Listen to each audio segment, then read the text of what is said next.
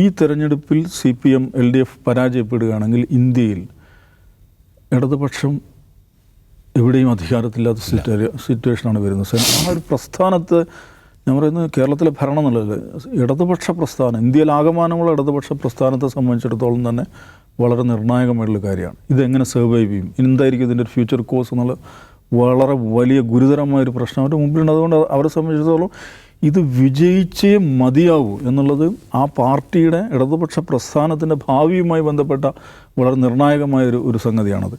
UDF അത് തന്നെയാണ്. UDF എന്നല്ല ഞാൻ പറയുന്നത്, കോൺഗ്രസിനെ സംബന്ധിച്ചിടത്തോളം ഇന്ത്യയിലെ പ്രിൻസിപ്പൽ ഒപ്പോസിഷൻ പാർട്ടി എന്നുള്ള നിലക്ക് അവർ ഇപ്പോൾ ഇവിടെയാണ് കർണാടകയിലും തെലങ്കാനയിലും മാത്രമാണ് സ്വന്തം നിലക്ക് അധികാരത്തിലുള്ളത്.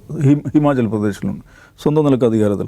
അപ്പോൾ ഈ സംസ്ഥാനങ്ങൾ ചുരുങ്ങി വരുന്നു. കേരളത്തിലാകട്ടെ 2 തവണ തുടർച്ചയായി അധികാരത്തിന് പുറത്താണ്. ഒരു തവണ കൂടെ അധികാരത്തിന് പുറത്തായി കഴിഞ്ഞാൽ കേരളത്തിൽ ഇതിൻ്റെ ഭാവി എന്തായിരിക്കും എന്നൊരു ചോദ്യമുണ്ട്. കാരണം പഴയതുപോലെയുള്ള കാര്യങ്ങൾ ദേശീയ തലത്തിൽ BJP വളരെ ശക്തമാണ്. കേരളത്തിൽ തന്നെ BJP മുന്നണി വലിയ തോതിൽ ഈ പുതിയ സാധ്യതകൾ തേടുകയും അതിനുള്ള പലതരത്തിലുള്ള പരീക്ഷ നടത്തുകയും ചെയ്യുന്ന സമയമാണ്. അപ്പോൾ ഇത്തവണ കൂടെ അധികാരം നഷ്ടപ്പെടുക എന്ന് പറഞ്ഞാൽ 5 വർഷം ഞങ്ങൾ ഭരിക്കാനില്ല എന്നുള്ളതല്ല, ഈ പ്രസ്ഥാനം എവിടെയാവും എന്നുള്ളൊരു ചോദ്യമുണ്ട്.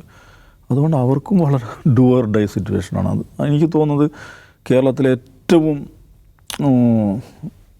വലിയ തോതിൽ ഏറ്റവും മുറുക്കമുള്ള തിരഞ്ഞെടുപ്പുകളിലൊന്നായിരിക്കും ഈ തിരഞ്ഞെടുപ്പ് എന്നുള്ളതാണ്.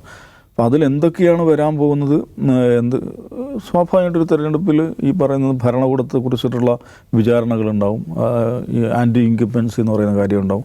കഴിഞ്ഞ ലോക്കൽ ബോഡി ഇലക്ഷനിൽ സംഭവിച്ച അതെങ്ങനെയാണ്, അതുള്ള അനുഭവങ്ങൾ എന്താണ്, ഇങ്ങനെയുള്ള കുറേ ഘടകങ്ങൾ